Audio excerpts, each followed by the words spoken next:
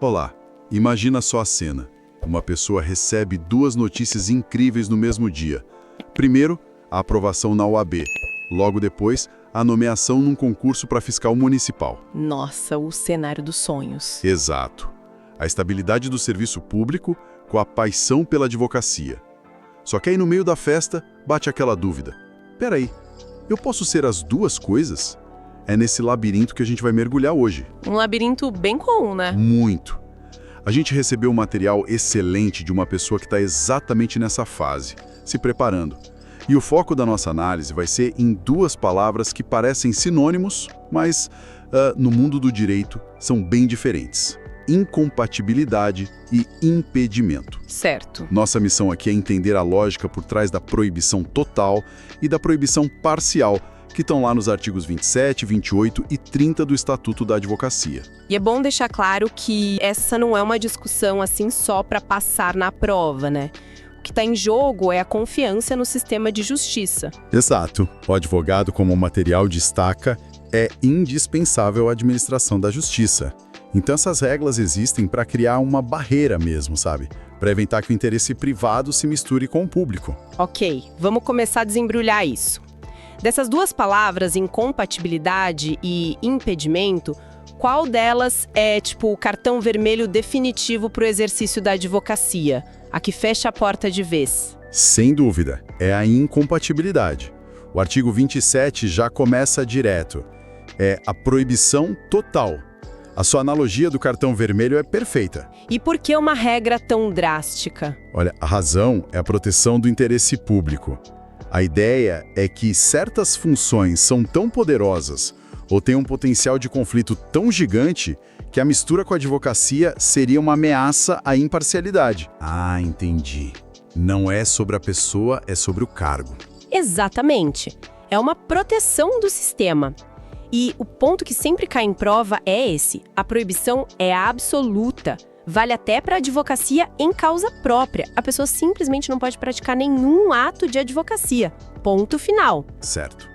E o artigo 28 dá a lista de quem recebe esse cartão vermelho, né?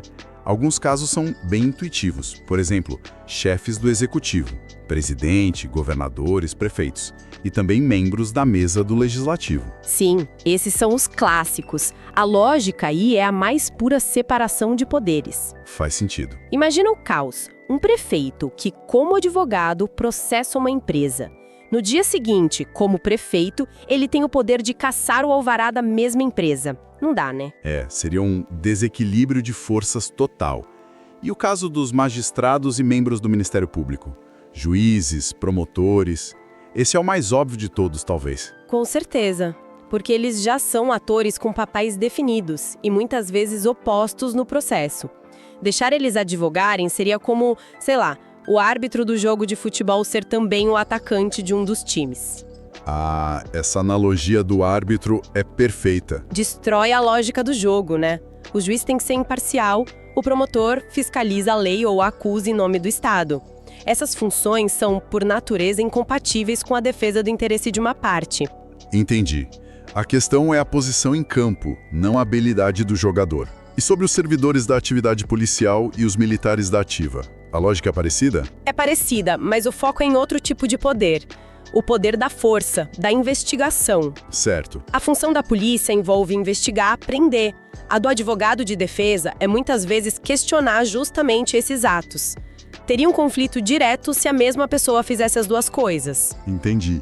E os materiais também falam que essa lista do artigo 28 vai além, né? Menciona ocupantes de cargos com poder de julgamento fora do judiciário ou de fiscalização de tributos. É aí que entra a nossa amiga fiscal do início da conversa. Exatamente, e esse é um ponto que gera muita confusão. A regra vale para membros de tribunais de contas, conselheiros de conselho de contribuintes, fiscais. E qual o fio condutor aí? É sempre o mesmo, o potencial de influência indevida. Um fiscal que pode aplicar uma multa milionária numa empresa teria um poder desproporcional se pudesse, ao mesmo tempo, advogar para o concorrente dela, por exemplo. Então, a incompatibilidade é uma vacina contra o abuso de poder. Perfeito, é isso. E na prática, o que acontece? Um advogado com a OAB ativa passa no concurso para delegado de polícia. O que acontece com a OAB dele? A inscrição é cancelada. Ah, não é só uma licença? Não, é cancelada mesmo. Ele deixa de ser advogado perante a OAB enquanto estiver no cargo. Se um dia ele sair, pode pedir uma nova inscrição, mas durante o exercício da função, a porta da advocacia está trancada. Ok, o cenário da incompatibilidade ficou bem claro. É uma barreira intransponível. Mas você falou que o caso do fiscal é diferente de um analista administrativo da mesma prefeitura. É aí que a história muda. Exatamente aí. E esse é o ponto que as provas da OAB adoram explorar. Porque, para a grande maioria dos servidores públicos, a regra não é o cartão vermelho. É algo mais sutil que o artigo 30 chama de impedimento. Impedimento.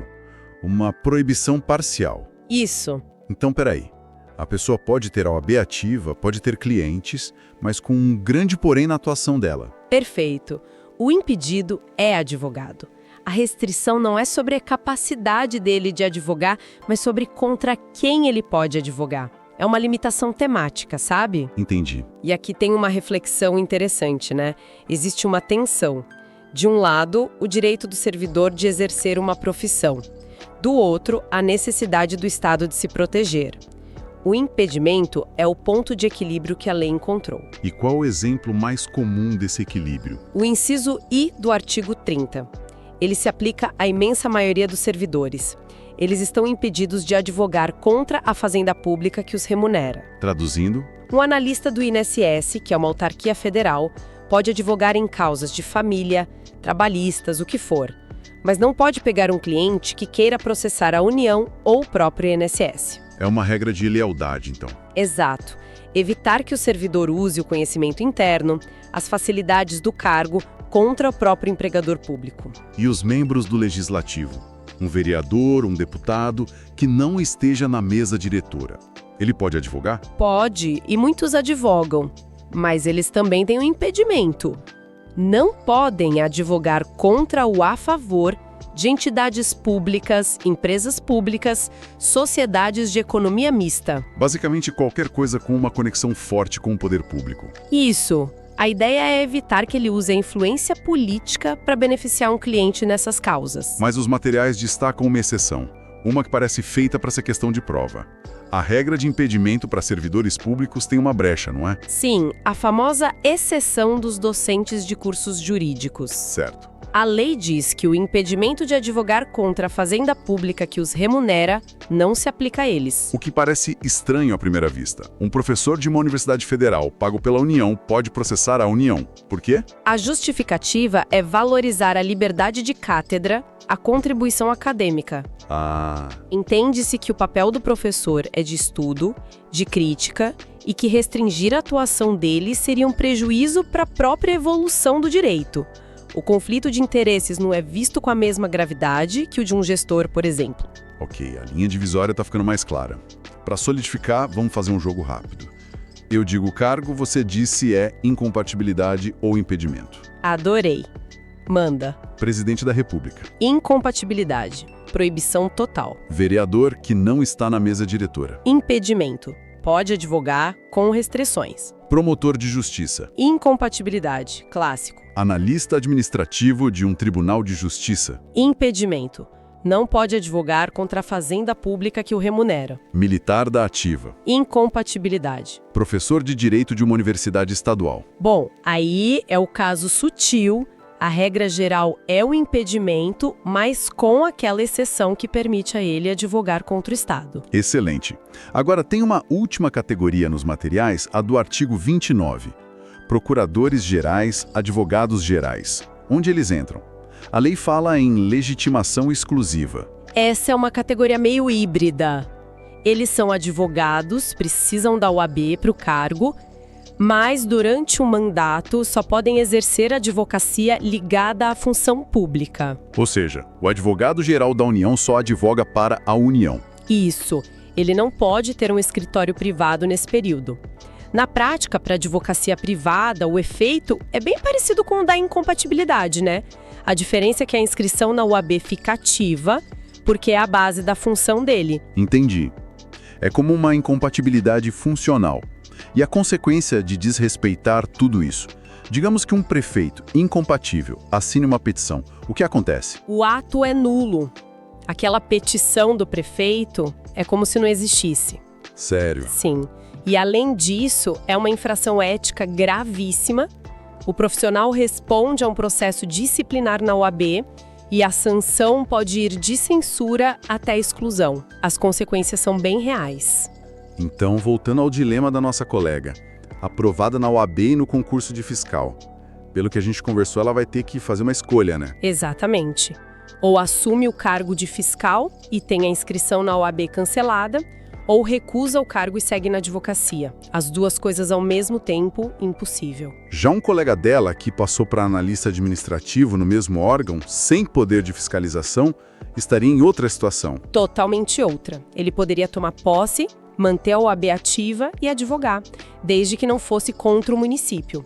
2 servidores, mesmo órgão, destinos profissionais diferentes. Nossa análise deixa a mensagem bem clara, então. A incompatibilidade está ligada ao poder do cargo. É uma proibição absoluta.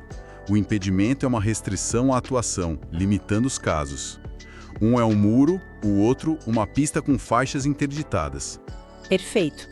E essa clareza dos materiais me fez pensar numa coisa para o futuro. O Estatuto da Advocacia é de 94.